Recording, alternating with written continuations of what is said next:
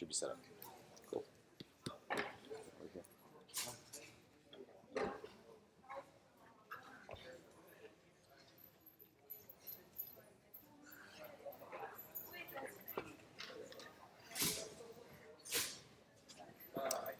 All right.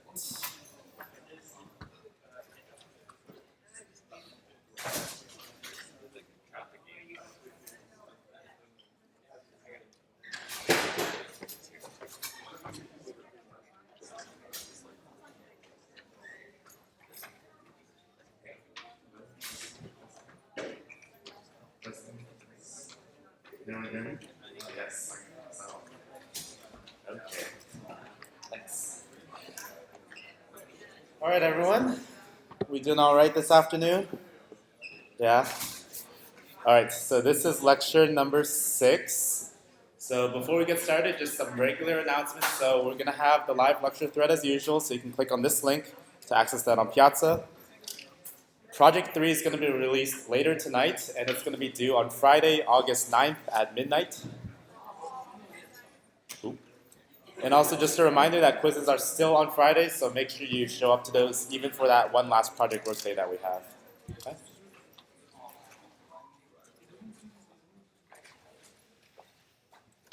Okay. Let's just quickly go over the mid-semester survey. We haven't had a chance to read all your responses yet, but let's just kind of take a look at it overall first, and then we'll be sure to read each individual comment later on. So let's just kind of take a peek at some of the results. So for the first question, how is the overall course load? Basically, everyone said it's really high. So just know that you're not alone if you think that the course is very hard. It is, and that's just kind of a fact of how the course is structured. It's an 8-week-long course. We're trying to shove like a whole semester's worth of material and get you guys ready for interviews or courses later on. So it is moving really fast, and I'm glad you guys are all sticking with it, but just understand that like if you think it's challenging, you're not alone. Yeah. Okay. So lecture has been like kind of helpful, kind of not helpful, so I don't know, we'll continue doing our best on that. But on the other hand, a lot of you guys are enjoying 6UMB as a class overall, so that's really good to see. And also a lot of you guys feel like you belong in that course.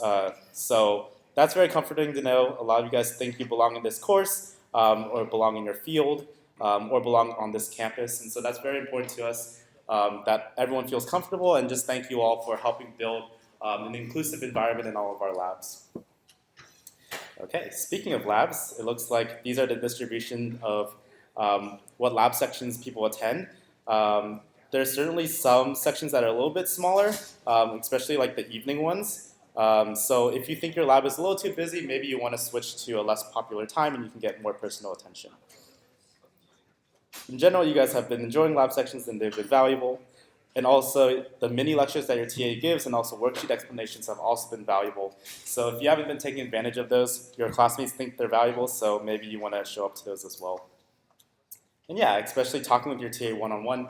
They love to talk to you, but they can't talk to you unless you ask them a question. So you know, even if you're just like kind of unsure about something, it doesn't hurt to approach your TA or tutor and just to talk to them, because most students find those interactions to be very, very helpful. Okay, let's skip a couple of these. Want to go down to here. This is pretty cool. So this bar here represents people who have met someone new in this class and are partnering with them currently. So that's really cool. Like almost half of you guys are partnering with someone you didn't know before this class. So you guys all have new friends right now. So that's really cool. And partnerships have been valuable. So I'm skipping some setup stuff. In terms of projects, so this is how many hours did people spend on Project 0. So someone spent 0 time, so that's kind of suspicious.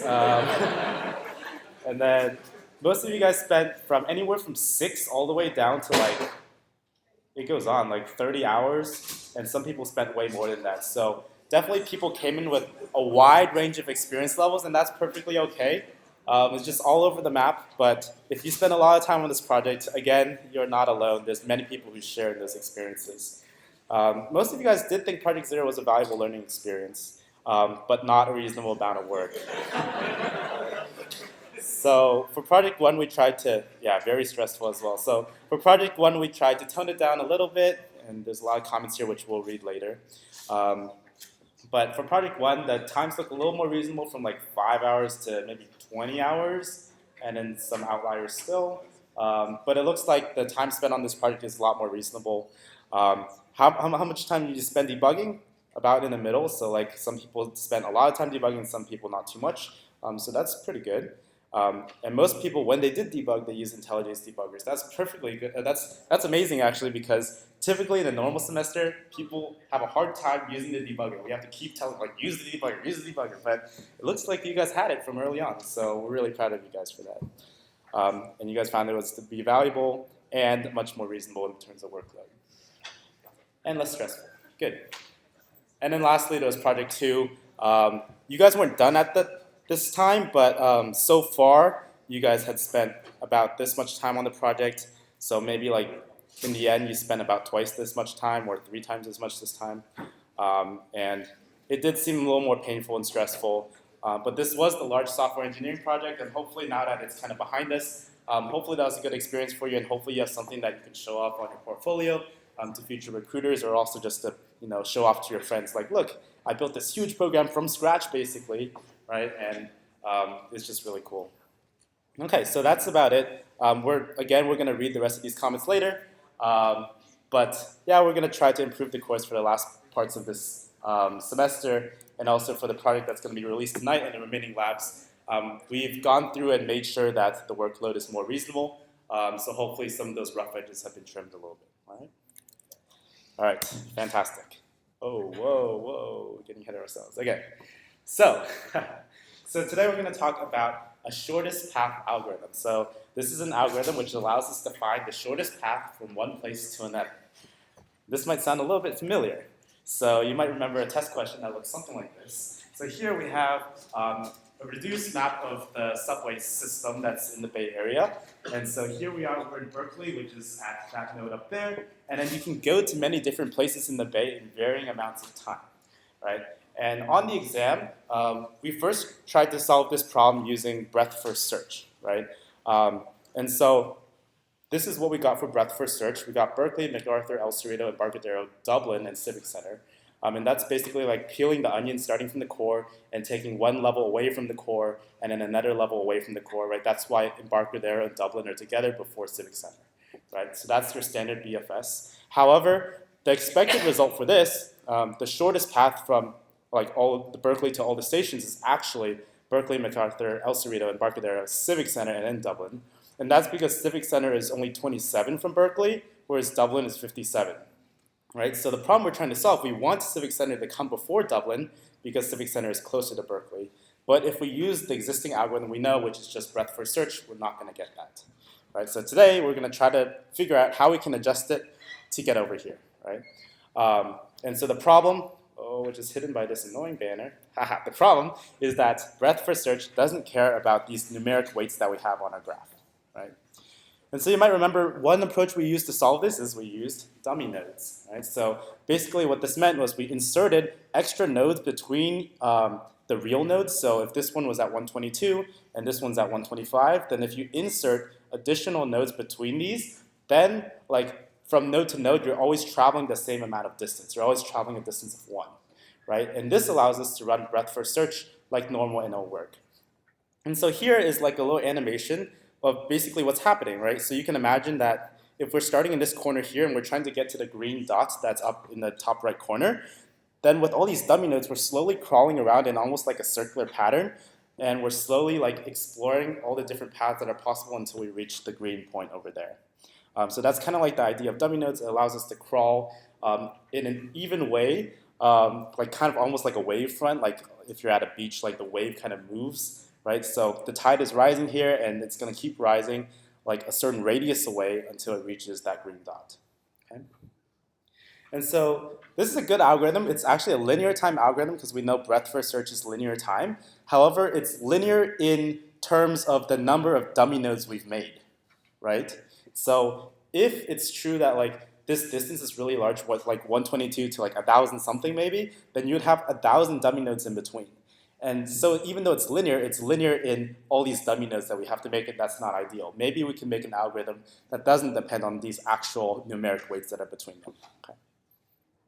Okay, so the other solution you guys explored was using a priority queue. So what you can do is you can take these nodes, and as you see new children, you throw it into the priority queue and just keep removing min, and then taking those children and throwing it into the priority queue and remove min again, right?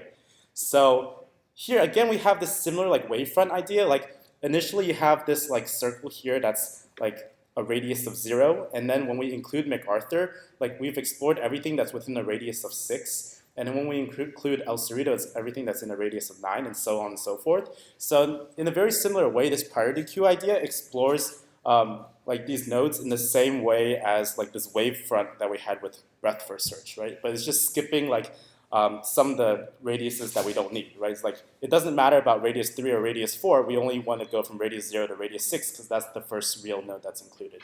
So the priority queue allows us to skip kind of those extra steps and kind of eliminate those like tide levels that are not necessary, right? And so that kind of lowers our runtime a little bit. Okay, so more precisely, what is the runtime of this priority queue algorithm? Well, so let's think about this. So to add something into priority queue, that takes log time, right? And so if there are n nodes in this tree and we add everything into the priority queue, that's going to take n log n time, right? And to remove something from priority queue, it's also log time. So if we remove all n items, it will also be n log n time, right? So that's the runtime of the priority queue. However, we're not necessarily guaranteed that all of the nodes are going to be added into the priority queue at the same time, right? Like for example, if this was just a linked list, you might only add one item into the priority queue, take it out, add its child, right? And at any given time, you're only going to have one item in the priority queue in that situation, right? So there's that other case, and basically in that case, if you have a single item in your priority queue, then it can be removed in constant time, right? Because it's just at the top and you don't have to bubble down or bubble up or anything like that. And so in that case, it's going to be linear time, right?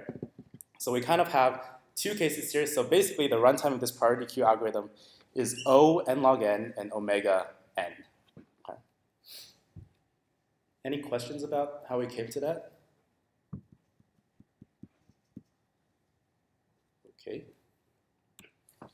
So one thing about the way we've set up this problem on the exam is that we don't always know like the distance from Berkeley to like all these other nodes. More common is that we have like the distance between the nodes in particular, but we don't know the grand total. So in a typical graph problem, you might have like these edge weights instead that says, okay, I know how far Berkeley and El Cerrito are from one another, and I know how far Berkeley and MacArthur are, but I only know how far MacArthur is from Dublin. I don't know how far Dublin is from Berkeley. And so basically you have these edge weights which just measures the distance between those two cities, okay? But this isn't too big of a change because all we have to do is as we traverse this tree, if we care about how far Dublin is from Berkeley, we simply take the distance to get to MacArthur and we add that extra edge weight and we get the distance to Dublin, right? So to get to MacArthur, it takes 6, and that edge weight from MacArthur to Dublin is 51. And so to get from Berkeley to Dublin, that's 57, which is the same number we had before, right? So this is like more commonly how we're presented with these problems, but it's not too difficult to adapt it back to what we had before.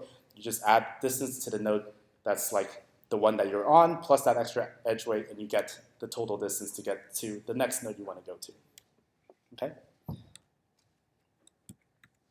Okay, so the other thing that was simplified on the exam was that we were only working with trees because you only learned about trees up to that point. But from now on, we want to start working with graphs, right? So the difference between a graph and a tree is that a tree cannot have any loops or any cycles, but a graph can.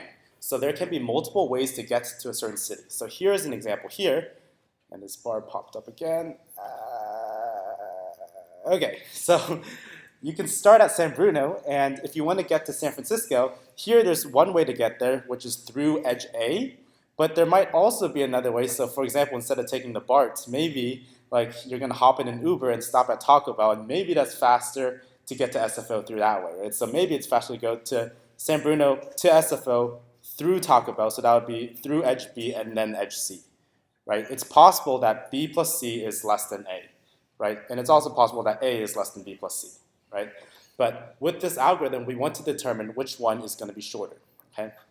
And so actually, the algorithm that we've kind of been developing so far working with this priority queue already handles the situation.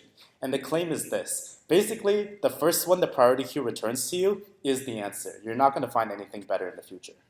All right? And why is this? We have three cases here. So the first case is that if A is less than B, A is the best way to San Francisco because it must be that A is less than B plus C.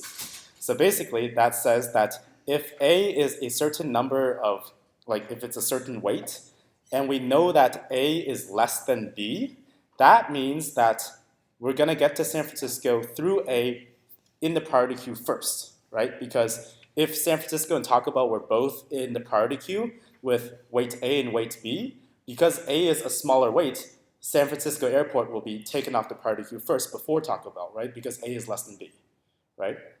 And so basically it says that we've already arrived at our destination, San Francisco Airport. It's impossible for it to be less time to get to San Francisco Airport through Taco Bell because we already know that B is bigger than A.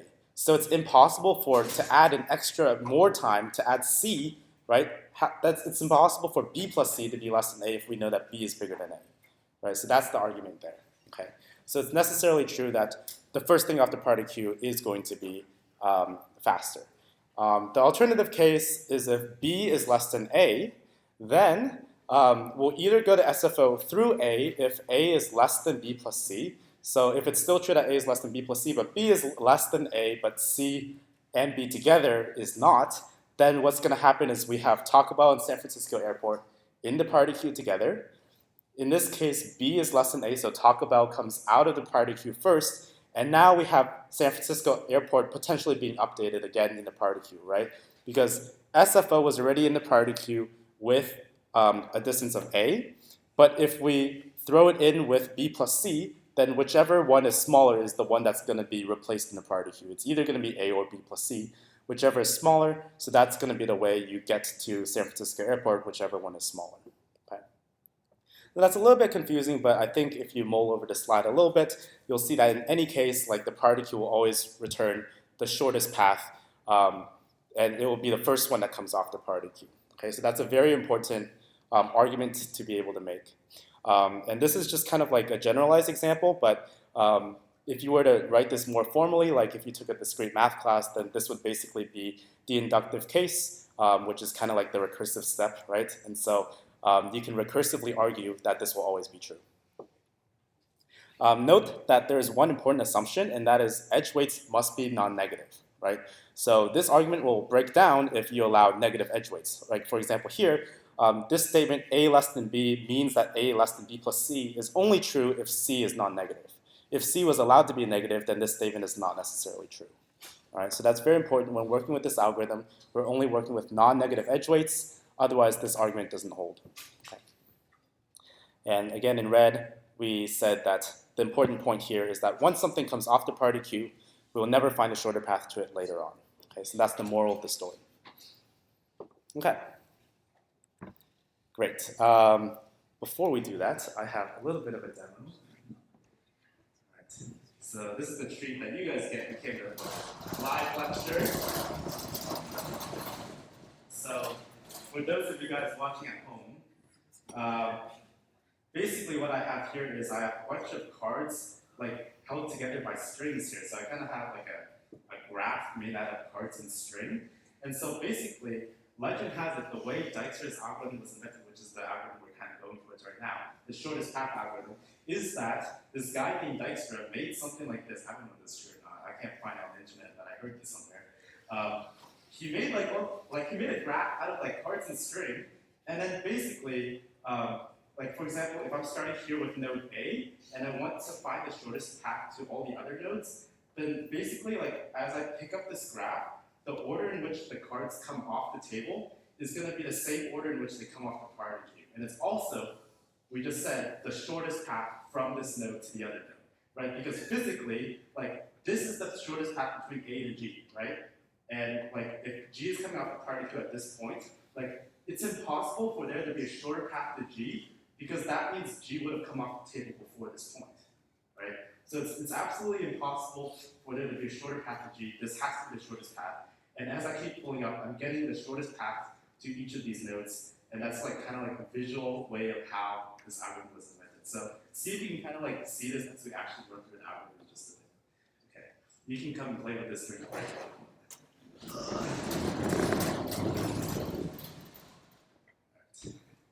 So let's run the algorithm. So this is called Dijkstra's Algorithm. Okay, and then there's a link that we can click to kind of step through it. Okay, so here is a graph. We're going to run Dijkstra's algorithm on this graph. We're going to start at node A over here.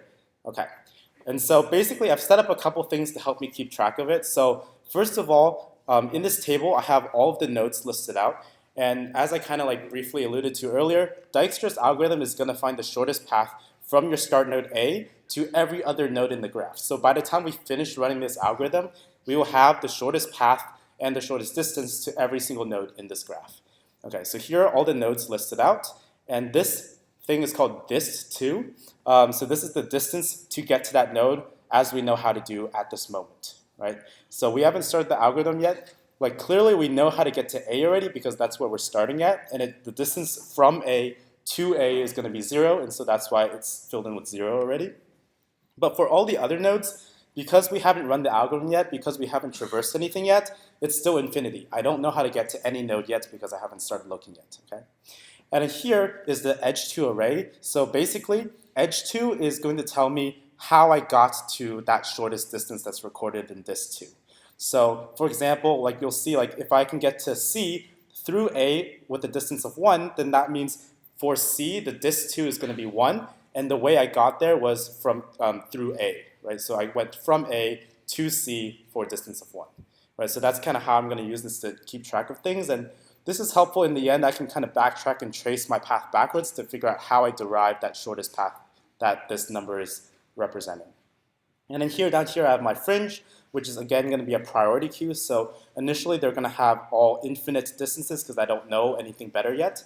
But once I start having values, like the shorter ones are going to rise to the top because it's a priority queue, and I'm always going to pop up the shortest one that I have available to me.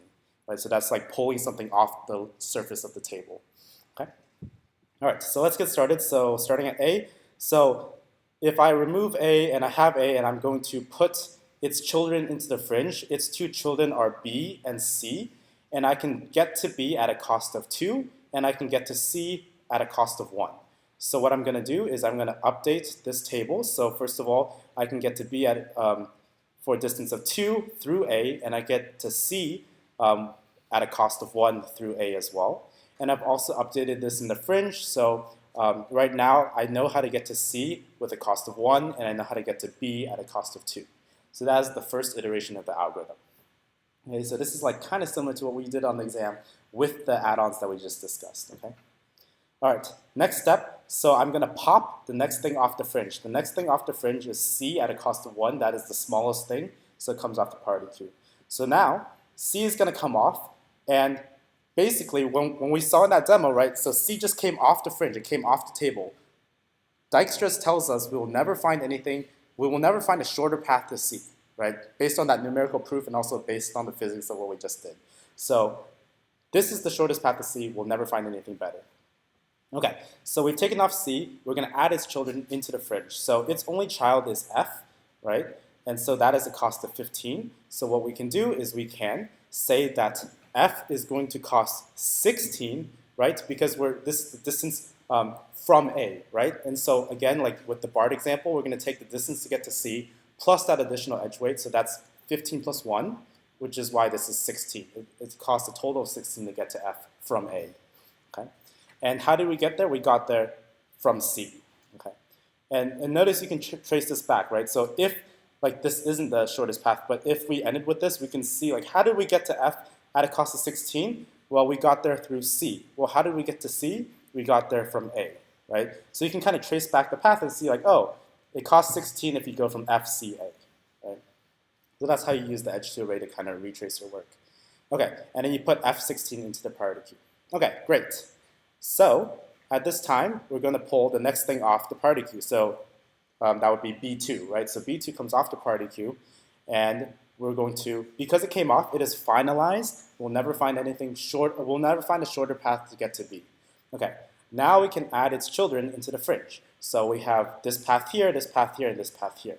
Well, so here it's saying we can get to C from B at an additional cost of 5. So that would be 2 plus 5, which is 7. However, we said we will never find a shorter path to C. So this is another path, but is it shorter?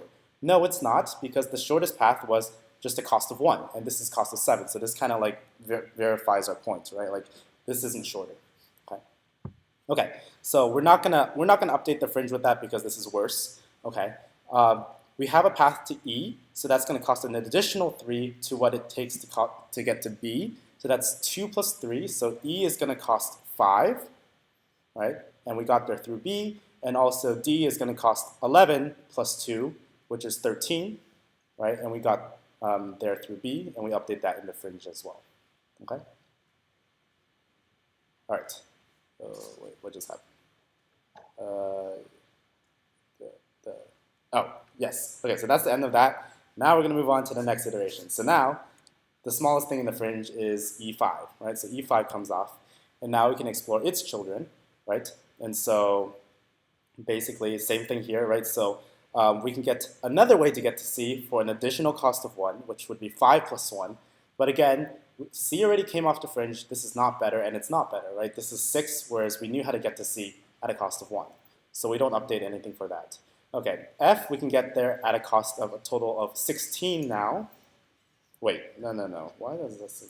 Oh, that's what it was before it was updated, right? Because that was through this path here. So this path 15 and 1 is 16. But here, we know how to get to F through E at a cost of 5 plus 4, which is 9. So that's going to get updated. Oh, you guys were supposed to do that. Oh, well. And then here, we can get to G through E by taking 5 plus 5, which is 10. Okay. Does that make sense to everyone? Okay. Dang it, I skipped the interactive part. I'm sorry. Well, this would be good to go like practice on your own. Like, so I would recommend like going home tonight and just running through these slides and making sure you come up with the same numbers. Okay. But you'll also get time to practice this in lab tomorrow. All right. So next we're going to take F off the fringe, which is 9, which is the smallest. So that comes off. And so F came off, but it has no children, so nothing really happens. But because F came off the fringe, it is finalized at this point. Okay. So G10 is left, so we take that out.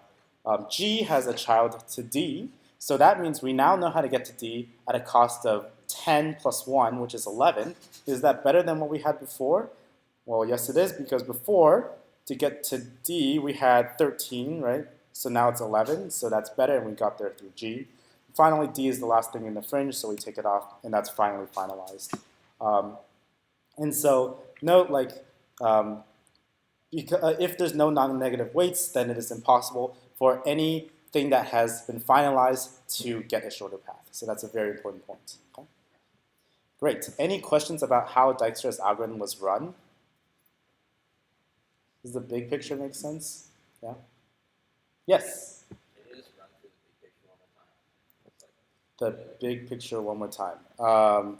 So basically, Dijkstra's algorithm is an algorithm to find the shortest path from a start vertex to every other vertex in this graph. And basically what we did was we used a similar approach to what you guys have been seeing, right? So basically you have a fringe and you keep taking the smallest thing off the fringe over and over again until you're done. And basically, like, if you do that, this algorithm tells us that once something comes off the fringe, you'll never see a better way to get there in the future. Right? So that's the main idea. And I would again encourage you to step through like this demo just to make sure you understand how all the numbers come out. Yeah. Okay, great. Was it here? Yes, it was. Aha. Okay, so this is just a pseudocode summary of what we talked about. There's nothing new. It's just a little more formal. Basically, right, it starts the same way as any other algorithm we've seen so far. Like you add to your empty fringe, which is a priority queue in this case, the starter node, right? And then for all the other nodes, you don't know how to get there, so the distance to them is infinity. And while the priority queue is not empty, you're going to repeat this procedure over and over again. What you're going to do is you're going to remove the smallest from the priority queue, and then you're going to do this thing which is called relaxing all the edges, right? So what does relaxing an edge mean? Like, that's this part here. So the process for relaxing an edge is once something comes off the priority queue, you have an edge, like you're going through all of the children, right? And so you have an edge from P to Q, right? P is the node that just came off. P is the thing that was you just removed smallest, right? And Q is one of the children you're looking at of P's children, right? So you're looking at that one edge from P to Q, its child. And so basically, if the distance to P plus that additional edge weight is less than the distance to Q that you knew before, then that means that we found a shorter path to it than what we had before, right? So in that situation, you want to update everything. So what can we update? We can update that value. So the distance to Q is now the shorter thing, which is distance to P plus W, right? And how did we get there? We got there through P. So we want to update our edge2 array as well to have P as its value. And also in the priority queue, we want to update that number just to make sure they're all in check. So we want to change priority to be that updated priority now. Okay. So it looks like a mouthful, but you guys have seen all this already. It's just kind of a little more formal, but that's basically what it is. There's a couple key invariants to keep in mind. So first of all, the edge2 array needs to be, the edge2 of V needs to be like how you got to V according to the shortest path that you've seen so far. Right? So you need to make sure that that's always kept updated when you're coding this or when you're running this on paper. Also, similarly, the dist2 array is the shortest distance that you know how to get to that node so far. Okay? And the priority queue also needs to contain all the unvisited vertices, and they need to have the priority according to the distance too, so that needs to just be kept in sync with one another. And then important properties, so you need to always visit the vertices in order of total distance from the source, and also relaxation always fails on edges that are hidden, that are visited on white vertices, right? So basically, in that demo that just happened, once something turned white, that means it was finalized. You won't be able to relax it anymore because you won't find a path that's shorter than it in the future. What does this term relaxing mean? Like, it seems so like strange. I looked this up because I didn't know.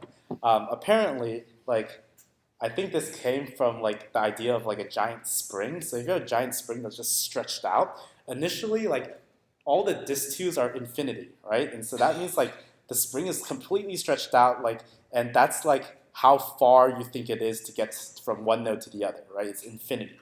But as you like start exploring your graph and you find like ways to get to it that's better and better, then you're slowly relaxing the spring so that the distance between it is not infinity, it's smaller and smaller numbers. And every time you find something better, you're relaxing the spring some more until you finally relax it to like the shortest possible distance that it could be, which is like its natural resting state, right? So once you find its actual shortest path, then basically the spring is like no longer like stretched out and it's completely relaxed. So that's kind of where that term has come from. Okay. Once again, the guaranteed optimality, the reason why this algorithm works is basically that argument that we've been making with A and B and C earlier on. This is just a little more formal, right? So basically, the idea is that if you have a distance and you say that it's bigger than something else, then adding an additional weight to it is not going to change that inequality, right? So that's the crux of the argument, and this is a little bit closer to proof format, but like we won't ask you to write proofs, but it's important to understand why this algorithm works, okay? All right. Lastly, the most important question, what is the runtime of this thing? We've looked at it already, right? It's very similar to when we were talking about the BART question, right? It's basically O n log n and omega n, right? It's O n log n because if everything was in the priority queue at once and you're going through n items, it's going to take n log n time to process them through the priority queue, right? On the other hand, if things were in the priority queue one at a time, then you'll have constant removal and insertion because there's only one item, and so that would just be linear time. In this case, we're talking in terms of V and E because the V stands for vertices in the graph and E stands for edges. For trees, we just used N because it turns out that the number of vertices in a tree and the number of edges in the tree are the same except just off by one, right? And that's because if you have a tree, you always have one less edge than nodes because there can't be any cycles and there can't be any funny business like that, right? But in a graph, v and e can be slightly different, which is why we express them in two variables for graphs instead. Right? So just think about that. Like, try to think of a tree in which you have n nodes and not n minus 1 edges. It's always true, right? Okay. Yes? So we know that we can remove something from the priority queue when we found the definitely shortest path to it. Is that right? Yes. So basically, like in every iteration of the algorithm, you have to remove something from the priority queue. And so you're going to remove the smallest thing. And what this algorithm tells us is that smallest thing is the best you will find for that node. You'll never find anything better in the future. Can you review what are the things we have to check to know that? What do you have to say? Like how do I know that this is the shortest path? Like what are the constraints I have to check to make that really? The only constraint is that there can't be any non-negative edge weights. But I mean when I'm checking it and I decide, okay, who do I want to remove from the priority queue? You'll always remove the one with the smallest priority value, which is the shortest distance so far. And the algorithm tells us that that is the shortest path to that node. You won't find anything better. That's what this algorithm is promising us. Yeah. Yes. Question over there? Yep. I thought for removing smallest, like, isn't it constant time? Like, I don't understand. Over here? Yeah. Removing smallest is constant time if there's only one item. Oh no. Oh, okay. So in general, it is true that you can pluck the top thing off of the heap or the priority queue in constant time, but you need to patch that hole, right? You need to restore the invariance of the heap or restore the invariance of the priority queue. So you need to take the bottommost thing to put it in the top to restore completeness, and then you need to bubble that down to maintain the min heap or the max heap properties, right? If you're using a heap for your priority queue. So that's why it's going to be log time and not just constant time. Yeah, good question. Okay, so this is just the general case. This is like the big O cases. So it'll be log time for all of these. So basically it'll be v log v because you're working with that many vertices, right? And you're also going to be traversing the entire graph. So you're going to be looking at all the edges. So overall, the runtime is this, v log v plus v log v plus e log v. And you can simplify that expression down, but it's very similar to what you came up with on the midterm. Okay, so that is a whirlwind tour of Dijkstra's algorithm. There's a lot to chew on here, but you'll have more time to look at this in lab tomorrow as well. That is it for my part. So now I'm going to pass it on to a star to talk about a star.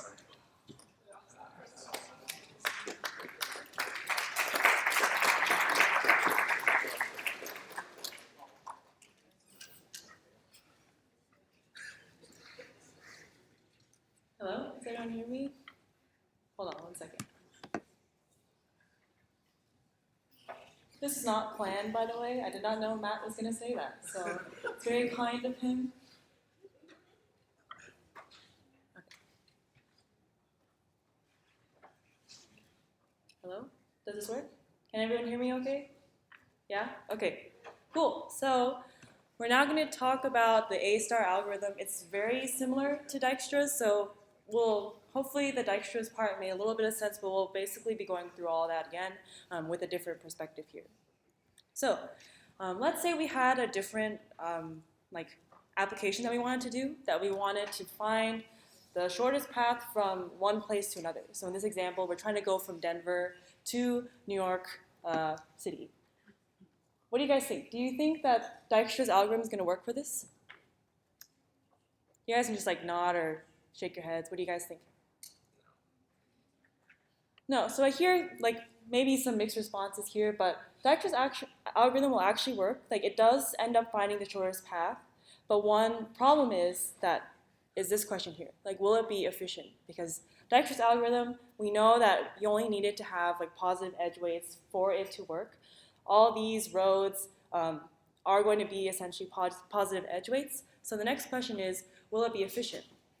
So we just talked about that Dijkstra's algorithm. Remember that it finds the shortest path from one place to every single other place on this graph. So if we had a graph that represents the United States of America, you can imagine that every single one of these cities or every single state or every single just pit stop anywhere is a destination. So your Dijkstra's algorithm will start, if you want to go from Denver to New York, it'll look this way and find the shortest path to Las Vegas. It'll find the shortest path to Dallas. It'll find the shortest path to Montana. It'll do all this stuff that you don't need to do, right? So that's the problem, is that Dijkstra's will actually explore every place within before it finds this one right here. So anything that is within this radius will also be explored. All right, so that's one big problem about using Dijkstra's for this specific application. Okay, so just like we talked before, we really only have one thing in mind, one single place that we want to go. So we'll need a different algorithm. Dijkstra's is pretty good in what we want to do, but we can actually do a little bit better because we can bias the direction that we try to explore in. So the way that we can do better is we really only care about going in that way, like looking in cities or looking in nodes that are in that direction, bringing us closer towards the goal. So there's really no reason for us to try to explore Las Vegas or try to explore down to Los Angeles, right? So what we're going to do, what A-star is going to do, is having us be able to bias the way that we explore the rest of this graph by bringing us closer, always exploring things that brings us closer to the goal rather than farther. All right, so does that make sense so far? Does anyone have any questions? Okay, cool. So now we're just going to introduce what A-star is. So hopefully Dijkstra's made a little bit of sense, because what A-star is it's basically the same thing with one very small change. We're going to do the same exact procedure where we add everything to the priority queue, pop off whatever is the closest thing, but we'll order the vertices in a different way. We're going to order them, instead of just the distance to that vertex so far, we're going to add this other h thing. All right, so this h thing is what we're going to estimate as our distance from this vertex to our goal. So instead of just seeing whatever is closest to us so far, we're trying to see which one is which one that we suspect that we can get to the fastest. All right, so this is the current distance that we know. This is basically what we did in Dijkstra's, regular distance. But with this h thing that's right over here, h will represent the estimate of how we can get from V to our goal. Don't worry about how we're getting that yet, but just imagine that someone is giving you these estimates and you're going to be using them. So you have this h value that you will be using to basically tell Dijkstra's to look a different way. Don't look towards Los Angeles, which will have a larger h value than things that are closer to where we're trying to go. So it's kind of a little bit vague right now, but let's look at this kind of small example. It's not really a very concrete example, but this example right over here. So if we're starting at Denver, and let's say Denver only has 4 cities that's connected to, which is not true, but let's say we can get to Broomfield, Henderson, Inglewood, and Aurora from Denver. So we would want to explore Henderson, right? Henderson brings us closer towards where we're trying to go, which is New York City. Even though maybe this Inglewood distance is actually like truly shorter than this Henderson distance, we want to be looking at the bigger picture. We're not just looking at what small distances that we're seeing right over there. We're also looking at the distance that it would take us to get from Inglewood to our goal, and the distance it takes us to get from Henderson to our goal. So you can notice that Inglewood is further from where we're trying to go. So New York is just somewhere like up that way, and going downwards towards Inglewood is going to bring us further. So that estimate, that h value, is going to be bigger. So the h of Inglewood is going to be bigger than the h of Henderson. Okay, so any questions so far about the general idea of what we're going to do? We're going to go through a demo about this, like all going into all the details, but yeah. Does this always find you the shortest path? Because it seems like sometimes taking a detour will actually be faster. Okay, so the question was, does this always find the shortest path, right? So it actually depends. We're going to look into that a little bit later because it really depends on the h's that you're given.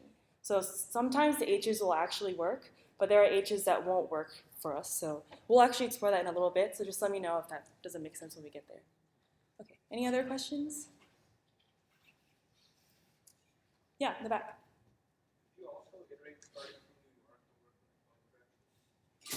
Can you also start iterating from New York, and so starting at Denver and New York and getting, like trying to build a path to meet each other?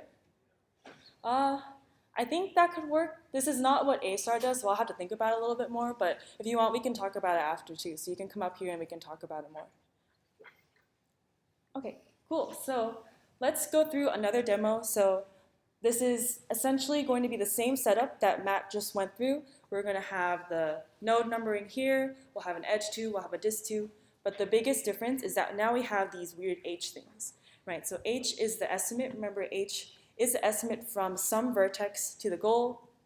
So the H from, let's say, C to the goal is 15, right? So just don't think too much about how these numbers were given. This is like a really crappy estimate of what the actual distances are, but the way that these were determined was just that we looked at every single vertex and all the edges that were connected to it and picked, I think, the lowest one. So A has edges 1, 2, so that's why the heuristic, that's what H stands for, is 1. B has a 5, 3, and 11, so that's why B's H is 3. All right, so don't worry too much about why these numbers are the way they are. We'll talk about them in a little bit, but these are the estimates that we'll be using throughout our algorithm. Okay, so I'm just gonna go through this. Actually,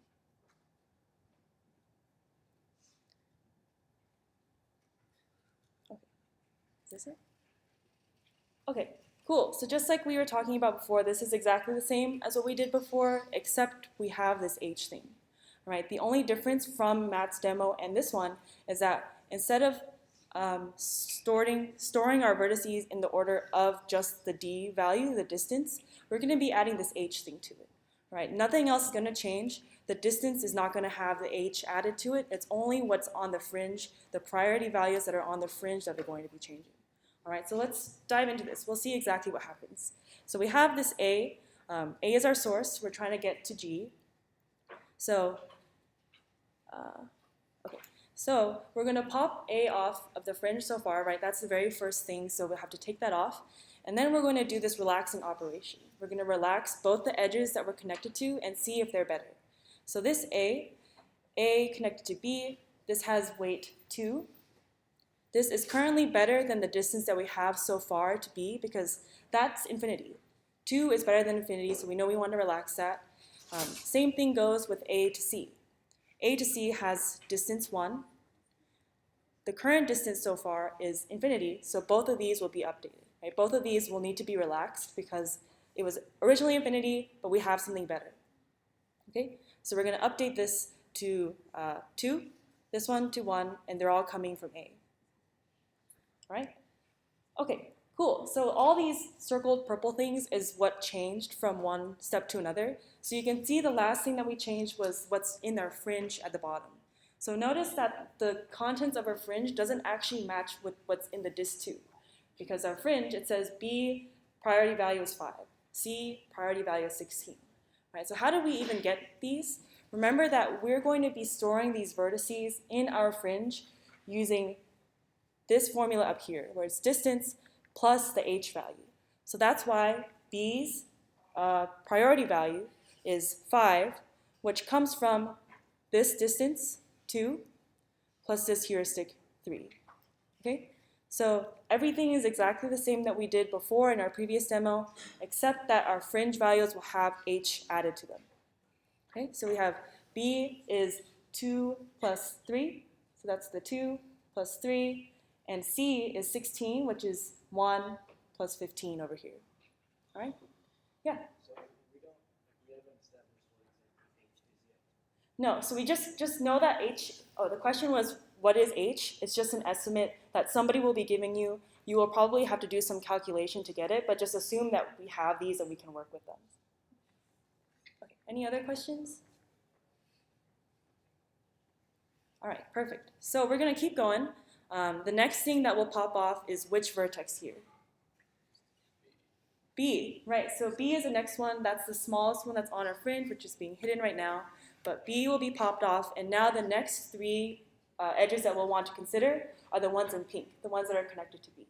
So we're going to repeat the same process. This is going to be a little bit tedious, but hopefully once we do a few together that the next few will feel a little bit better that you can do on your own.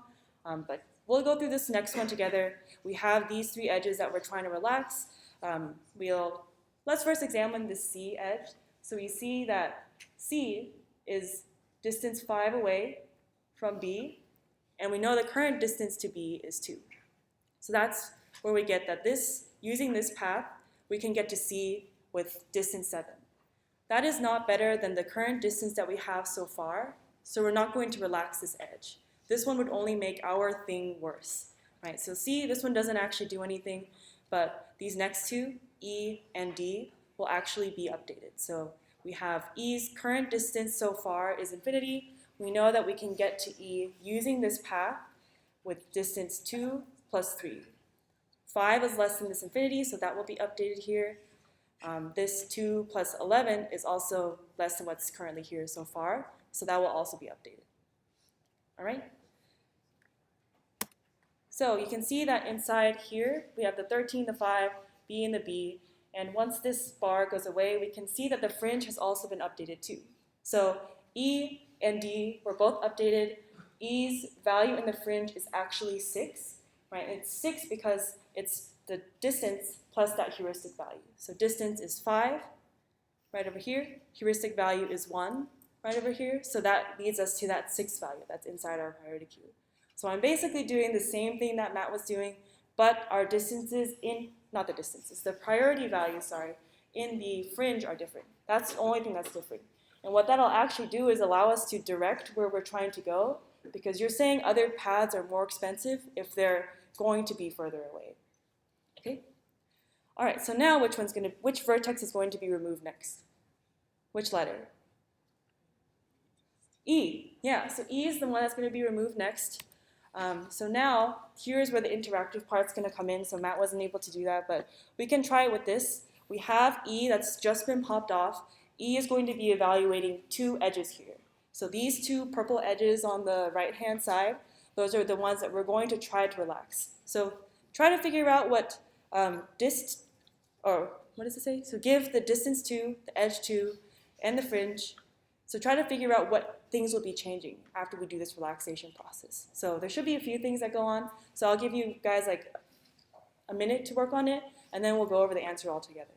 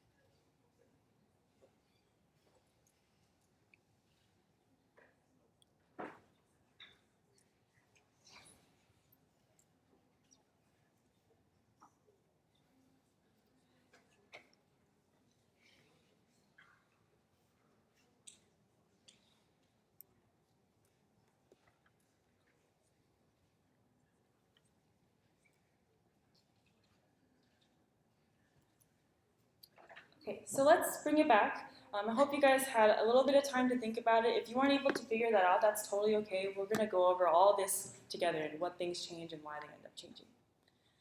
Okay, so remember that we have these 2 edges that we're going to be relaxing. That's the E to F edge and the E to G edge. So let's start with E to F. So does this edge bring us to a better value of F that we've seen so far? What do you guys think?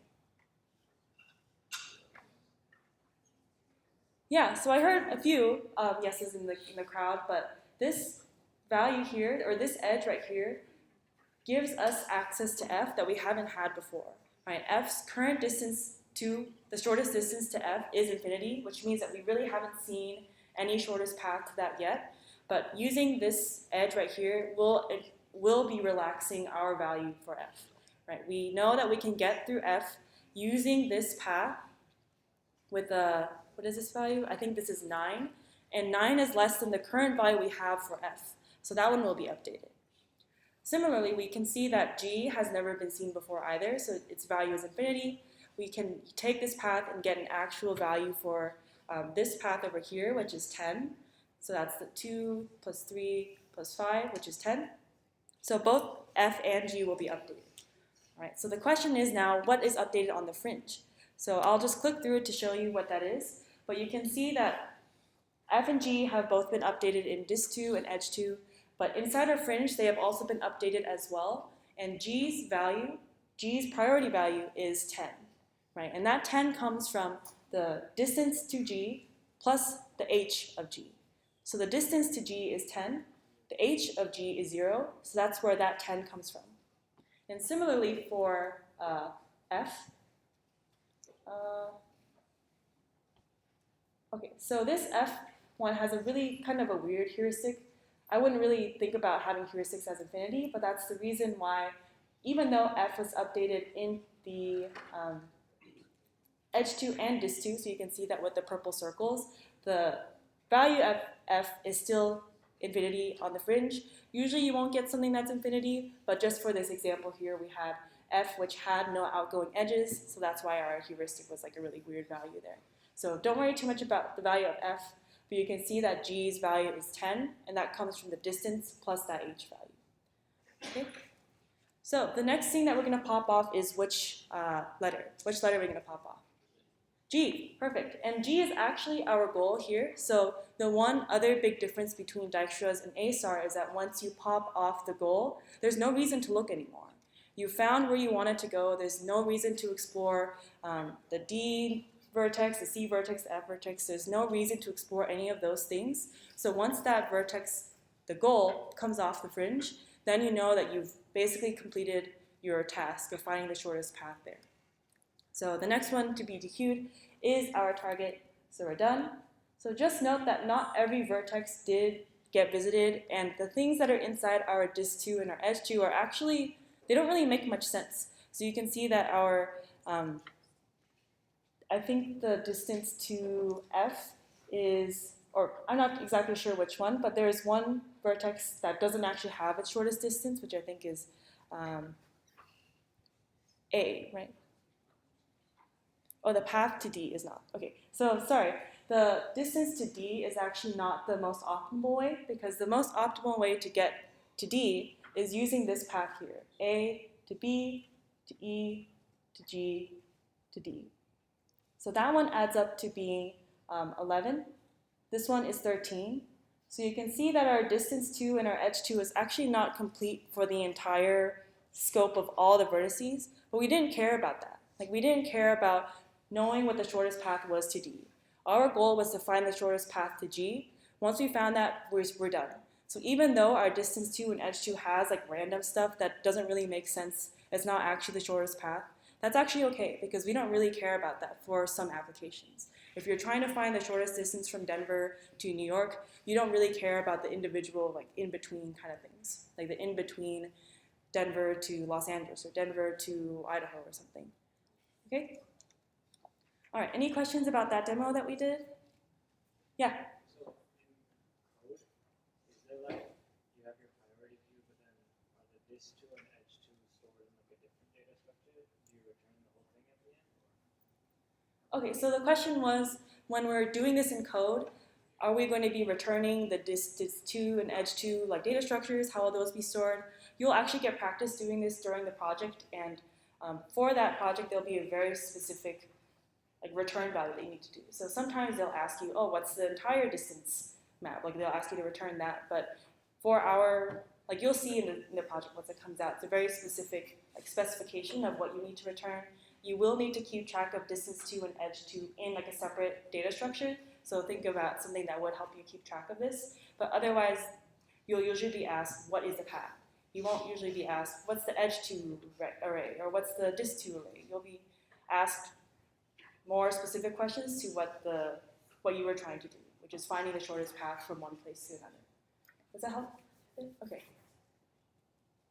Cool. So I think we'll have to move on just for the interest of time. So here, we'll go back to our question of what is, like, how do we even get our estimate to begin with? Right, so our estimate, I was mentioning this kind of throughout, but another word for this estimate is called a heuristic. So heuristic is just using experience to learn and improve. That's the English definition of it. But just remember that heuristics, they're estimates. They're not exactly perfect. Someone will be giving them to you or you'll be figuring them out. But these are just values that you're going to be using to help you bias your A star to look the right way. All right, so these are estimates.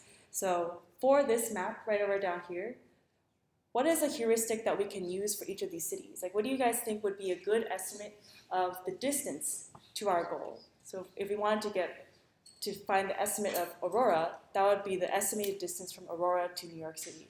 How would we do that? Does anyone have any ideas?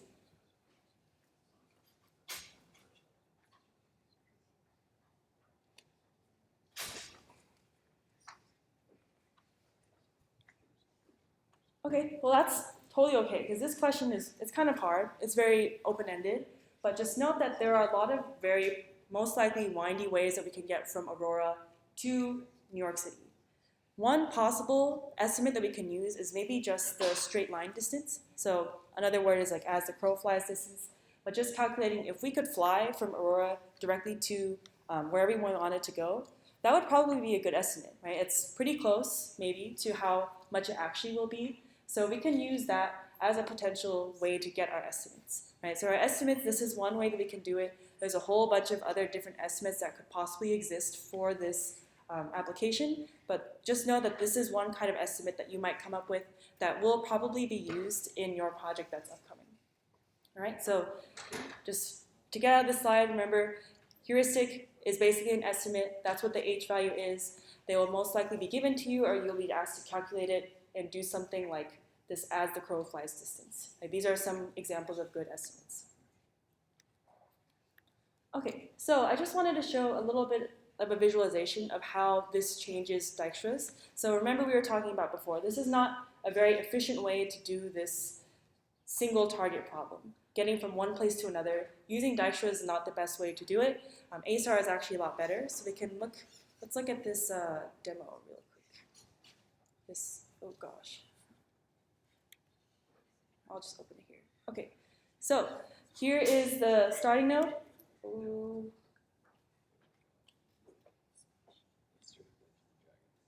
Okay, all right, I think this is okay. So here is the starting node, here is the ending node, and I'll just draw like a wall in between here. So if we use Dijkstra's algorithm, you can see the way that it explores that it just keeps going around in these circles. It goes around circles, circles, circles until it gets to the red dot and it finds this path. Right. On the other hand, if we had used A-star to find the path, this is what it'll actually look like. So it'll do the same thing, but then it'll go directly to where it has to go. All right. So you can see that A-star is a lot faster than Dijkstra's. It doesn't try to look in places that it doesn't have to look, and it uses its heuristic to help it bias the direction that it starts to go. So here it knows that exploring things in this direction is going to be a lot better than trying to explore things that are over here. Okay, okay, yeah, Arthur? Why does it even explore things in this direction to begin with? So the question is, why did it explore things in this way over here? Well, I guess because it wouldn't know if there's like a wall. Yeah, I mean, like, why is it, I don't know, why does it like decide to get focused once it like gets around the wall?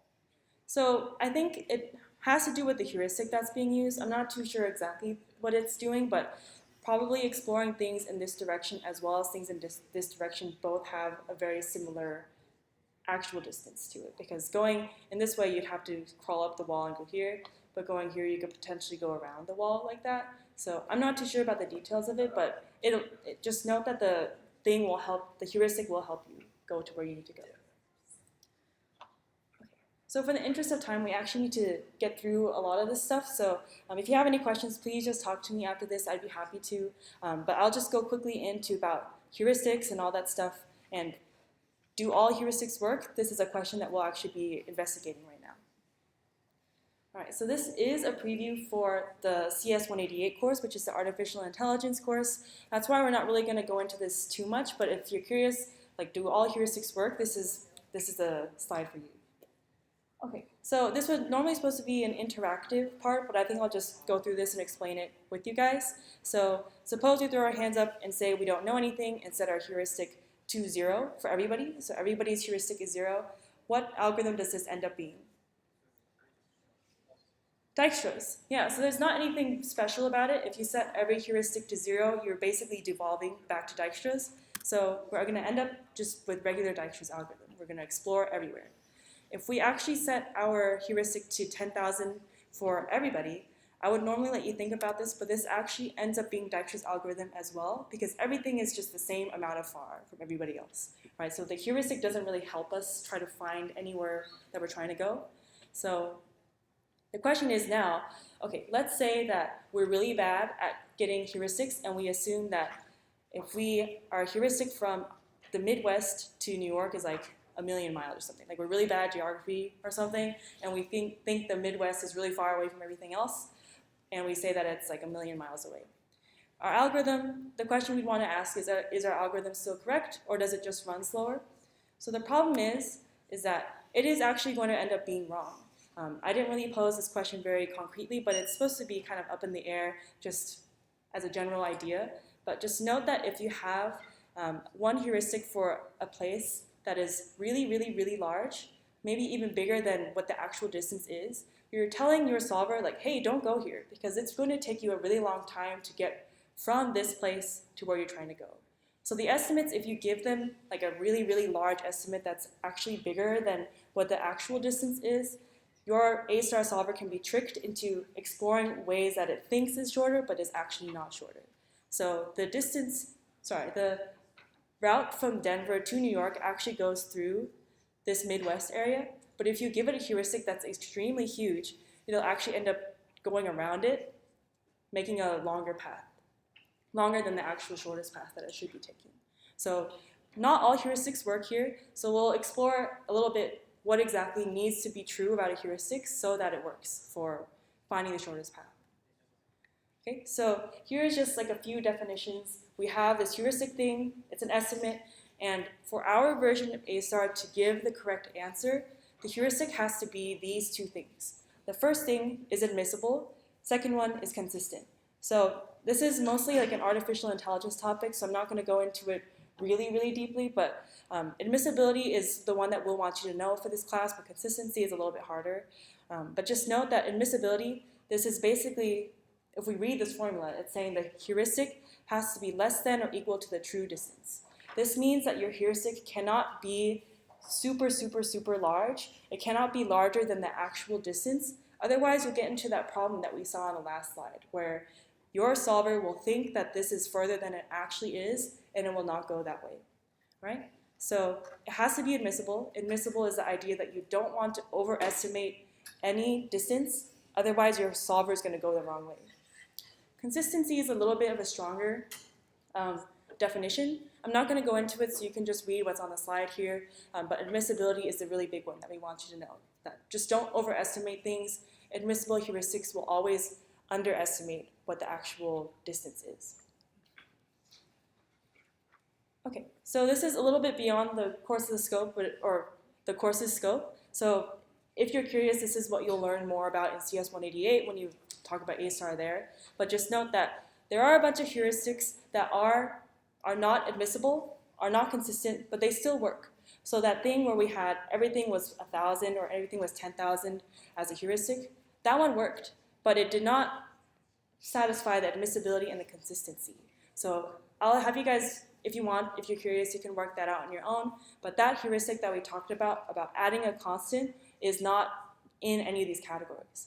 But something that is an admissible heuristic is within all the ones that work. Consistency is within that. So this is just how they relate to each other. Consistency is a very strong way to get a very strong heuristic, and admissibility is a little bit weaker, and then they're all the best heuristics that are there. Okay, so heuristics, it's not actually too important that you get into the nitty-gritty details. just know what admissibility is that we need to have them be admissible and consistent so that A* essentially works. Okay, so any last questions about heuristics, anything like that?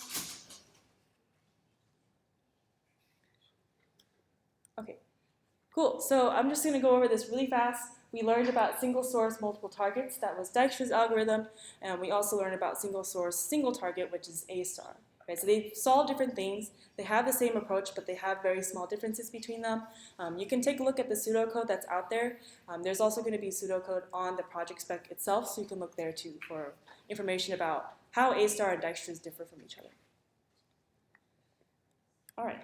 Cool, so we're gonna take a little bit of a break, so a 2-minute break, and then we'll get back right into stuff because we have a little bit more that we wanna talk about. So in 2 minutes, just make sure you get back in your seats and we'll continue on with talking about the project and the next topic, KD trees.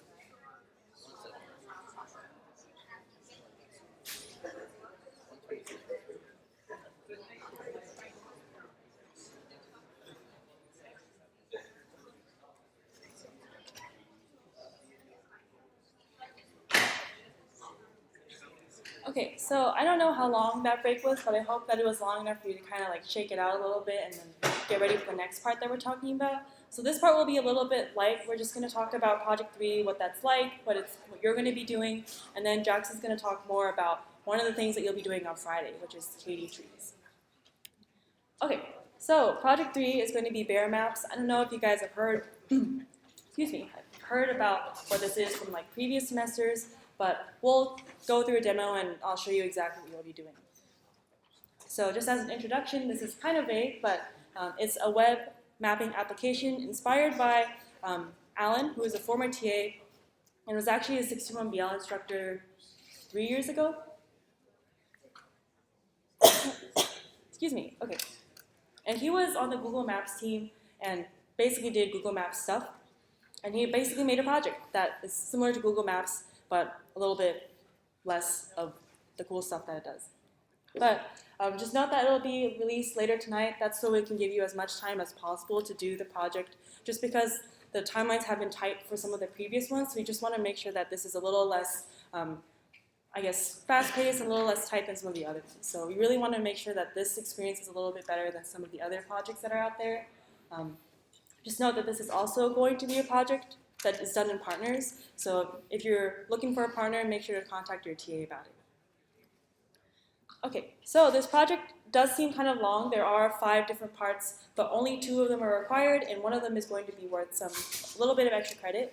So the 5 parts are going to be this rastering thing, the next part is routing, and the last extra credit part is going to be autocomplete. So all these words probably don't mean too much to you right now, but there's actually a demo that I'll add a link here after the lecture is done that shows what you're going to be doing. The reason why the demo is added later is that if you guys are all on the demo right now, it's actually going to be really slow. So if I try to show it up here, it'll look really bad. So I'll add a link a little bit afterwards, but yeah, let's take a look at it.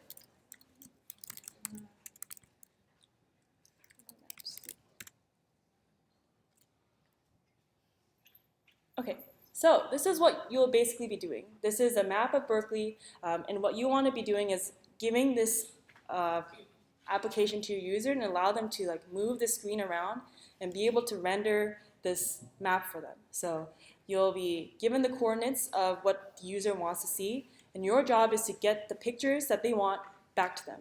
So there's actually a little bit more you can do. You can zoom out, so you can have the pictures be a little bit smaller. You can see that the rastering is taking a while. But you can also zoom in, so you can get pretty close to seeing that there's a picnic area right over here. So this is what you'll be doing. You're having this view. You're going to be allowing your user to move this screen around and make these pictures show up. So it's kind of like Google Maps, where you drag the screen around, you can see the map that's on this side of Berkeley or on this side of Berkeley. And this is what we call the map rastering portion. All right, so it's basically the part where you drag the map around and the thing shows up. This is what you'll be doing for the first part. All right, so the next part is the routing portion. And the reason why we brought up A* and all that stuff is that this is what we'll be using to figure out the shortest path between one place to another. So let's say, where are we? I don't know where this is, but let's say we wanted to start at this point. It says let's double click again for a route endpoint. We can say that we want to go here or something. So now it'll show you that some reason the shortest path, maybe this was kind of messed up, but the shortest path to get from here is to go around this way and go down this way. So I think the reason why there's this line that showed up is because I clicked somewhere else before. So that says, oh, here you can just fly across to go this way. But here, let me show you something that's not so buggy. Let's start on Yolo Avenue and go to Eunice Street. And you can see that this one's actually not too messed up. So this is the second part. This is the routing part. And you'll be implementing your own version of A* to do this, to find the shortest path from getting to one place to the next. Right? And then the last part that's for credit is the autocomplete. So you should eventually be able to type any kind of prefix right over here and search for it to allow a bunch of different actual places to show up. I think the reason why it's not showing up is that the program is slow, or maybe other people are using it right now, so it's not showing up completely. But what you'll eventually be able to do is put some kind of prefix here and allow a bunch of different places to show up, and they'll actually show up on the map once you click them. So this is what you'll be doing. I think it's really cool. And the cool part about this project actually is that you've done a lot of these parts in lab already. So the priority queue, for example, that is used in A*, which is you did back in lab 14. There's going to be Dijkstra, which is tomorrow, which is kind of a step into going to A*, and then we have KD trees and triads, which is on Friday, and that will also be used for this project as well. So it's picking up all the data structures that we've ever made, putting them all in one place to make something that's actually really cool. So hopefully you guys like it. I think it's really interesting that even after just 6 weeks of this class, you're able to make something like this. That's pretty amazing to me. So yeah, this is the breakdown. We'll release this a little bit later tonight so you can have some time to digest it. Hopefully it'll be okay, and we'll add the demo link right over here so you can play around with it too. All right, so here's just a timeline of what the next week's going to look like. Did this for Gitlet, so I just wanted to do it here as well. We're having this is today, so this is blue. We're going to release a project tonight. The project is going to be due during this day. We have project work days, and we're hoping to do a project party as well. It's really based on the room availabilities right now, but we're really trying to get this in for you guys. So hopefully we'll have that as well. But just take a look at this timeline to see what the next few weeks are going to look like. All right? So one note about this lab on Friday, it's actually 2 labs combined, and they're due on this Tuesday instead. So you can look in the details. We'll post about this a little bit later. But I just want to let you know that you'll have a little more time to work on this part of the project. All right, cool. So that's enough from me. Now I'm going to pass it off to Jackson, who's going to talk a little bit more about what you're going to be doing on Friday.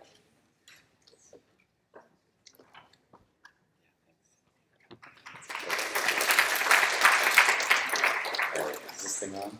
All right, cool. All right, so here we are, about to talk about multidimensional data, which, seems like it should be probably a pretty easy concept from the name, right? Okay, so in this class, we've started with talking about certain things that we've come up with, right? We've got a few different types of sets of maps. We've got hash tables where we hash the key in, and then we're able to find stuff. And then we got search trees where we get keys that are comparable and we can go look through, right? But we're going to talk about a special case of sets and maps that's called multi-dimensional keys, right?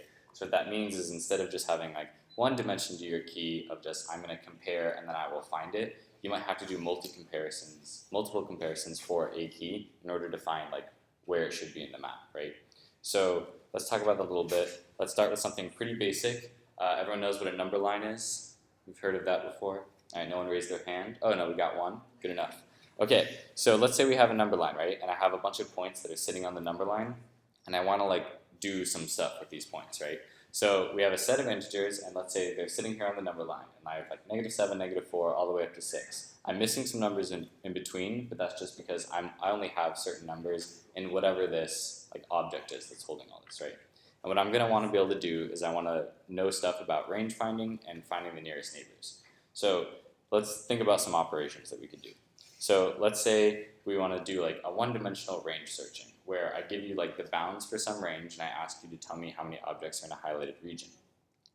If you just have some sort of set or map, right, and I say tell me all the how many values there are between -1 and 4 inclusive, then if you don't know anything better, you'd probably look through every single one of your values and you'd say, well, are you at least as big as -1 and no greater than 4, right? And you would go through and then you would say, well, -7, that doesn't work, so we're not going to add that to our count. -4 doesn't work. -2 doesn't. -1 is in bounds, so 0, 2, 4, and then 6 is out of bounds. So we've looked through every single thing here, and we've said, okay, cool, I've taken how much time to look through all of this? How many items did I process? No? Any ideas? So if there's 8 things up here, how many did I look at to find how many things are in my range? 8, right? I looked through everything, yeah? So theoretically, if we just do this naively and we just have a number line and we start at the beginning and we scoot along until we find the things that are inside or outside of our range, then it'll take linear time, right? Based on how many items are in our number line. So already, we think, why are we talking about runtime? That probably means there's a way to speed it up, right? So let's try to figure out how we can do that. So let's say we stored this as a BST, right? And we said let's put 0 at the root, and then it'll have left and right depending on which direction you want to go. And we want to think about how would finding this range operation be implemented, right? You would no longer have to start at all the way the beginning of your in-order traversal and go all the way to the end of your in-order traversal based on what your range is. If I know that my range is say I just wanted to get the range of things 2, 4, and 6. If I was rooted at 0, would I even bother looking to the left? No, probably not, right? Because everything to the left of 0 is going to be less than it, and we know that the beginning of our range is 2, right? So if it's that kind of situation, then we know that a BST can help us, right? But in the worst case, I'm still asking for a range that contains everything, and we have to look through the entire BST. So now it's not a theta of n runtime, but it's still an O of n runtime. But so we would modify, in order to do this, we'd modify our contains method and say, I'm going to go search for one of the bounds and then do an in-order traversal until I hit the other bound. And then that should theoretically give us everything that's within range. Does that kind of make sense? Okay, cool, got some nods. Stop me if this is too fast, but it's gonna have to be fast. So let's say we take the same idea and we wanna do a nearest neighbor, right? So these are the points in my number line. Let's say I come up with a new point and I haven't put it into whatever storage structure I'm using, but I wanna see what's the closest in value to the neighbor I've just chosen, right? So let's say I'm choosing the value of -5. What of the points that I already had, which one's the closest? Any ideas? Nice, right? So it's -4 because that has an absolute distance of 1, yeah? How'd you know that? You looked at it and you said, well, that line's shorter than that line, so it's -4, right? Pretty easy. Unfortunately, it's not going to work the same way in the code, right? So if we just had our basic idea of just having all of our numbers sitting there, we'd have to look through each of our numbers because we don't even know if they're necessarily ordered, and we'd have to compare the absolute distance between each until we find the closest, and then once we got to the end, we return that. And that, again, would take n time, right? But let's say we made our improvement and used a binary search tree, as we learned in this class. Perhaps it would go a little faster because if we modified contains to just look for this value, we could, at every time we split to go looking down half of our tree, we could keep track of what value is closest so far and just update it if we find something closer. But this means that we only have to look through enough of the tree to get to log n things, because assuming it's balanced, we won't have any need to look through anything further to one side or further to the other, regardless of what this value is. So theoretically, we can, if we have a balanced binary search tree, improve our runtime for finding a nearest point, right? Does that kind of make sense? We just look for it, and if it's there, then we know that it's the closest to itself, and if it's not there, we've probably found the closest on the way down, or we've determined that everything's super far away from it. So yeah, okay, so far so good? Okay, so that was one dimension range finding, and nearest. So let's talk about higher dimensional data. So theoretically, we know that VSTs can be used because every item that you compare to on the way down is going to be the same type, right? You do the same type of comparison. If we're just using integers, we look back and forth and we say, okay, I'm going to look one way if it's less than and the other way if it's greater than. Something that we have seen, I don't know if you all remember, but there's this thing called a craving during one of the midterms, right? And what was interesting about the craving is as we went through the tree, we would compare based on a different value, right? So there was distance and price and vegetarian friendliness, I think. And so that already, you can kind of think of it as that craving. It has 3 different features, right? We could think of those as dimensions. So we can think of the craving having 3 different dimensions, and as we move down the tree, we didn't actually compare on the same value each time, right? We kind of compared on a different dimension as we go. So this is something that'll help us move forward and come up with another data structure that'll allow us to do multi-dimensional comparisons to an arbitrary number of dimensions. So let's say we want to store things in 2-dimensional space. So 2-dimensional space has how many dimensions? 2, right? So there's x and there's y. Let's call them that. So in a normal binary tree, you only have, oh yeah, so I was supposed to say 1 dimension. Oh well, so a normal binary tree only has, oh no wait, that is right. Okay, a binary tree has 2 directions but 1 dimension, right? So if it's 1 dimension, you can either be greater than in that direct dimension or less than in that dimension, right? So that means that you have 2 directions you can go. You can go to the left or you can go to the right, yeah? But in 2 dimensions, there's 4 directions you can go, right?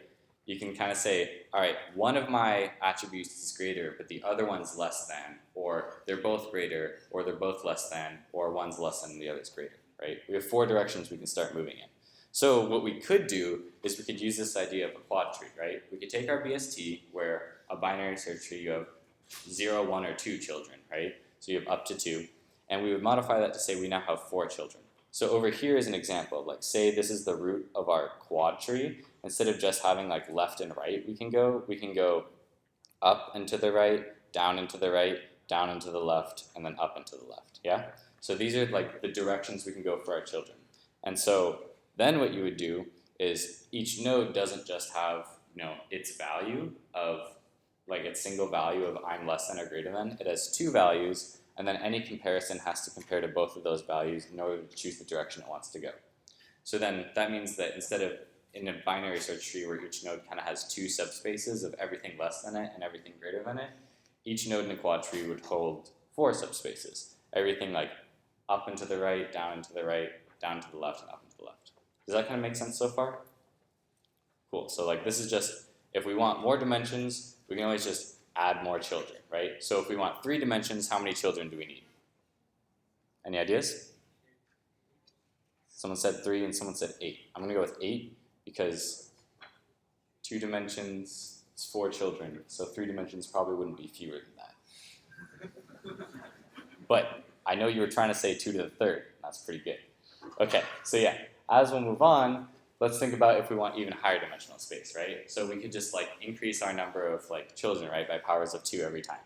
So like let's say, as we saw before with cravings, we wanted to do something similar with organizing our song collection, right? So cravings only had 3 attributes. Songs have lots of attributes. We can know how long they are. We can know how many listens they have. We can know what their beats per minute is. We can know when they were recorded. We can know who their artist is. A bunch of stuff, even more. And so if we wanted to find songs that have certain features, right, theoretically, we could go on like Spotify or whatever music app you use. I'm not endorsing anything. That's just the one I use. Then you could look through every single song there, right? And you could just like make a list, right? You could say, all right, I'm going to find every single song that applies here. So you just go and you look through every song that exists and you say, well, this one works because it fits all these criteria and this one doesn't, right? It might take a little while. I don't know how many songs there are in the world. It's probably like at least 12. I don't know. So what we can do in this sort of situation is, because that would take too long, is we can use this idea of a KD tree, right? And so KD tree stands for K-dimensional tree. And what that means is, instead of having, 1 dimension in the case of a binary tree, or 2 dimensions in the case of a quad tree, or 3 dimensions in the case of a craving, we're going to have K dimensions, where K is an arbitrary number, right? But for the content of this lecture, because I can only think in up to like 2, maybe 3 direct dimensions on a good day, we're going to stick with 2, because I can't visualize a lot of high dimension space. I'm not a math guy. Yeah. So what we know is that we have this K-dimensional structure, and so we'll just stick with 2D for now. But what's interesting is that you can always like take these ideas and push them to higher dimensions, and they'll all work, I promise. So here's an idea for a KD tree. The basic idea is each node that we have is going to partition space in one of the dimensions, right? So instead of having our quad tree where each node partitions space into all 4 dimensions every time, each node is going to choose one of our dimensions and say, I am only partitioning on this dimension. All other dimensions aren't going to matter to me. Sounds kind of similar to that craving idea, right? So what we'll do here is we'll say the root is going to partition the space into left and right. So our root in this case is this node A. I can put the pointer, I forgot. Okay, so A is our root here. And what it'll do is it'll create this like vertical line, right, which separates all of the space into things that are on the left in the x direction and things that are on the right in the x direction. So something to note, like A has a vertical line here, but it's separating in the x dimension because that vertical line is like the split. Okay, so don't get confused with that. Then next, we'll have like the children of A, right? And so A is only gonna have 2 children. And because we've split to the left and to the right. So on the left we have E, right? And that's now going to split in our other dimension. And that's going to be our Y dimension. And what that'll do is it'll draw a horizontal line, and it'll say things that are greater than me are above, and things that are less than me are below. And so although we only have like 2 children for each, and those like in the code are left and right, what we do is if we're in the X dimension, left is less than, and right is greater than equal to. And then if we do Y dimension, we do left is less than, aka down, and then right is up and greater than or equal to. So although like in code you would probably use left and right, remember that those can double as up and down as well. And so basically we'll continue to like have these partitions. So if we want to partition on this side of A, we know that something is greater in the x direction, we'd go this way, and then once we get to B, which happens to be its child, as we'll see in this demo really quick, then we'll continue splitting. So here's an idea of insertion, which probably will work. I'm also closing this. Don't look at my Dungeons and Dragons stuff. Okay, cool. Yeah, so here's an insertion demo. So what we'll do is we're going to start with, let's just say we have an empty KD tree and we're going to start inserting stuff. So here's how we insert A. We put it as the root because we didn't have anything before, right? And like I said, we're going to split A on X, yeah? So then what we'll do is if we want to continue inserting, we're going to start at the root and trace our way down to the place where we want to add our new node in. So A is our root, so it's going to split on the X dimension, okay? And then every node below it is going to split on the Y dimension, and then we're going to flip dimensions back and forth all the way down because we only have 2. If we had 3 dimensions, we would cycle. If we had 4 dimensions, we would cycle. It's always you just cycle through all your dimensions. Okay, so now let's insert some node Z, right? It's at 4, 2. So we know that A is at 2, 3, so we're splitting on X. So which is bigger, 4 or 2? Nice. Okay, so then we'll go to the right because it's greater. And then we'll put it here, and we're going to put it in this location. So we have the visual representation over there, and then we say 4 is greater than 2, so we're going to move that way. Now if we ever want to split on Z, we're going to split in the Y dimension because it's a child of the X dimension one. Okay, let's insert something else. B, it happens to also be 4, 2. So this is going to show us what happens to duplicates, right? So what we'll do here is because we're basically thinking of this as like some sort of like map, we have our coordinates as our key and then our letter as our value. So when we're trying to insert this point at 4, 2, we're going to say which is greater, 4 or 2. You just did it. Yeah, nice. Okay, cool. And then we're going to come to the next node and we'll say, okay, which is greater, like, well, first what we'll do is we'll compare the equals, right? And we'll say, is 4, 2 equal to 4, 2? And we'll say yes. And we'll take this Z and we'll replace it, right? So C has gone from Z to B. Perfect. So what we've done is we've replaced the value. Okay, following? Awesome. Now let's do stuff that isn't replacements. So let's insert C at 4, 5. So we're going to go greater than, we're going to go greater than A, right? And then we're going to get to B, and we're going to say which is bigger, 2 or 5? And we say, beautiful. So then we scoot down to the right both times, and we put C in right here. And now, since C is a child of a node which split on Y, C must split on X. Yeah, enthusiasm. So then what we'll do here is we found the split all the way down. And you can see the tree being constructed on the right. And so we've got the visual component, and then we've got like the visualization of the tree itself. Okay, so let's insert more stuff. Let's insert D at 3, 3. So we say which is bigger, 2 or 3? I think it's 3. And then we move to the right, and we say now we're at B. We're going to compare our second element of each, 3 versus 2, and we say which one's bigger. So we keep scooting along, and then eventually we move to the left of C, and we place ourselves here. Does this make sense so far? Any questions on insertion? We just flip which direction we're looking at every time. Cool. And then we can just scoot through the rest. E, 1, 5, 1 is less than 2. We'll put it to the left. And then we'll insert F, 4, 4. So we go greater than, and then at this point we have to decide how we're going to break the ties. And like I said, we're going to insert, if it's equal to, we're going to go to the right, just because we have to choose. So F is going to go all the way down and say, we're going to say, 4 is greater than 2, so we scoot to the right. And then we say, okay, now 2 is less than, or 4 is greater than 2, so we move past B to the right. And then when we hit C, we say 4 is equal to 4 because we're splitting on the X dimension again. But 4, 5 is not equal to 4, 4, so we have to just stick it to the right. So that's where we place F. Does that make sense? Does that really not make sense? Does no one want to respond? That's cool. Okay, cool. So this is basically the insertion demo of how that's going to work. Let's go back to here, and I don't know how to make it go big again. Oh, it froze. That's cool. Okay, we're back. Cool, so that's how you insert in something like this. And now your question is, why did we do that? Binary trees were working just fine, or those quad trees sounded great too. The idea is something like this can, as we take it to higher dimensions, can increase how effectively we're able to find stuff. Because when we flip dimensions every time, we're going to partition our data. And it will help us when we do our other idea of range finding and closest. So here's what we do is we know that each node owns 2 subspaces. So as we said before, D, its children are everything above it and everything below it because it's a Y node. And then as we look through, we'll be able to find nearest neighbors and stuff like that using this new structure. So this will let us do it in 2 dimensions. So now what we'll do is, before we saw the idea of we were partitioning our 1-dimensional space and then we had our quad trees.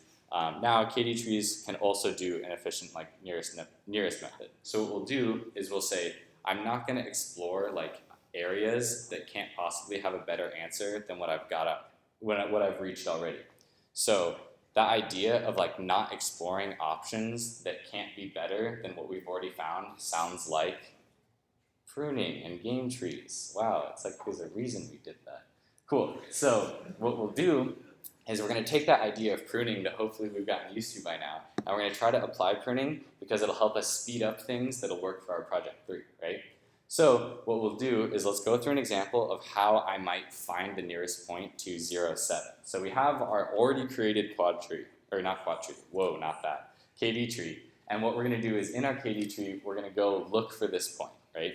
Okay, so it's going to be a little confusing at first, but these demo slides are going to be available so you can look through and like try to like make sure it all makes sense. But what we will find out eventually is that E is the closest point, but we have to make sure. So to make sure, let's go through this demo and show you how this all works. If it goes, yes, loading. Okay, so this is what our tree looks like. Yeah, and then we want to find the nearest point to 0, 7, and we can tell that it's going to be 1, 5, but let's make sure we traverse properly, right? And theoretically, we might be thinking, well, let's just go in the direction we get to until we find it, and then, or we don't find it, right? And we get to the closest node to it, and then we'll give up, and then that'll do it. But there's a little more thought that we have to put into this KD finding. So here's what we'll do. We're going to start at our root, and we're going to say, let's find the nearest point to 0, 7, right? And we'll look at our root and we'll say, so far we haven't found anything closer, right? So we're going to set our root to be the closest we found so far, yeah? Because since we haven't even compared to anything, our root must be the closest point. So we'll say, okay, let's get our distance, and as hopefully, I don't know what the prereqs for this class are still, but theoretically we know that like the square distance formula can give us the exact distance to a point, right? So we'll square the difference between our x and we'll square our difference between our y, and then we'll square root that, and that'll, Pythagoras did some stuff, I don't know, and then that'll give us our actual distance, right? So that's how we can get whichever thing is closest. So what we'll do is we'll start at A and we'll say that A is the closest so far. And we're looking for the point 0, 7, right? So should we go to the right of A or should we go to the left of A? Because, yeah, 0 is less than 2 and x splits on the x direction. Cool. So we'll start looking through that direction. And so what we'll do is we'll go closer, right? So we'll go to the E direction. And we'll move there. And we'll say, okay, we're at E. It's 1 and 5, right? And then we'll do some more Pythagoras stuff. Is that even the right formula? Cool, it is. I got some nods. And then what we'll do is we'll say, well, our best before was 4.5, and now E is 2.2 away. So this is our new best, right? So far, E is our closest point. So far, so good. And then what we'll do is we'll say, okay, we're looking for 0, 7, and E has which values? 1 and 5, right? So should we go to the left of E or to the right? Who thinks left? Who thinks right? All right, I got some more for right. Who said right, and who wants to tell me why? I thought so. Well, 7 is greater than 5, and E splits in the y direction, right? So we're going to take that second attribute, and we're going to split that way. So we're going to go to the right of E, and we're going to say, oh, there's nothing there, right? So we'll scoot over there, and we'll say, like, oh, there's nothing there. Now, theoretically, we found our point because we've reached the closest thing, right? Not quite. So here's this idea. So this is like an important thing for your project. So it's important that you consider like the direction you want to go to first. So you have to make sure that every time you go down these links, you don't just say, I'm going to look at the left child and then the right child. You have to make sure that you're actively choosing the correct child to go down based on which type of node you're at, right? So the reason is because like, you know, might as well move closer rather than moving further away. If you search all the children always or always go left to right, then you're going to take a lot longer to be able to find the correct child. Okay, so as we go here, we basically get to this point and we say, there's no children below me, so I must have found the closest point, right? Who agrees with that? No, because I said something earlier that made you doubt yourself. Exactly. So what we'll do here is we don't actually know that that's the closest point, because theoretically there could actually be a point that's closer if, say, there were some point, right, I'll use the pointer. If there's a point like right here, we know that this vertical distance that's like just below that splitting line is actually closer than this diagonal distance this way. So we do actually have to check on like the bad side of E just in case. So let's do that, right? And so what we'll do is we'll say, we found our best so far, but we know that there might be something better on this other side of E, so let's look. And then we look and we say, all right, there's like, this is the best possible distance, this is what I was saying before. So if we just drew a straight line down from 0, 7 to that like splitting point, we could get a distance of theoretically 2, right? And our current distance is 2.2. So we want to say, well, there's a possible node that might exist that could be better, so we have to at least look for it. Otherwise, our algorithm will be wrong. So what we'll do is then we'll look on the bad half, and we'll say, well, there's nothing here, so we're done, right? Well, maybe not, right? So this is like a recursive algorithm, so let's see how we recurse back. So what we'll do is we'll say we've explored both sides of E, so there's nothing closer that we can get to from E. However, there might be something closer we can get to from A, right? So we know our best is 2.2, but if we take the x distance between our point and A's x, since it's 0 and 2, we could theoretically find a node on the other side of A that's about a distance of 2, which is less than 2.2. So we do have to look on the other side, yeah? So we will start to look on the other side, and we'll move over, and we'll say, okay, since there's a possible distance, let's move over to B. And then B, the direction we want to go in is up or down. Ideas? Why up? It's closer. Cool. So since B splits in the y direction, we want to move towards the y value. Yep. So we split B, and we say let's explore the good side, which is up here. And then we move on to C, and then we should explore the good side. So we follow our good sides all the way down, and we only explore the bad side if we think there might be a possibility, right? So we move over from C, we go to D, and then D sends us up, right? And we look up in D, and we say, okay, there's nothing here, so there can't be, like, none of these values work from D on the upside. So then should we start checking the bad side of D? Who thinks yes? Who thinks no? Okay, why? Someone who said no, why? Yeah, so he said because it could only be further. And the idea is because if you visually inspect this, before, like, we're currently looking on the bad side of A, right? And we're looking on the bad side of D. And the closest point that could be in this box is this line right here, this diagonal line. And that's the closest possible point, and that's definitely further than our current best distance, right? So there's nothing on the bad side of D that we should look through. So even if there were a billion points on the left side of D, we don't actually have to look through it because we know that none of them will get closer. Does that kind of make sense? Cool. So then what we'll do is we'll say, all right, that's one way to do it. It's going to be hard in the actual like code once you do this yourself to find this diagonal line. It's possible, but it's a lot easier to take this shortcut of just dropping whatever the point you're looking for, dropping like a line straight down to the dimension you're looking at and say, well, D splits in the y dimension, so I'm just going to take the difference in the y dimension. This is technically less efficient, but it's like easier mentally to calculate. So we still know that this green drop-down line here is going to be longer than 2.2, so we still won't look at the bad side of D.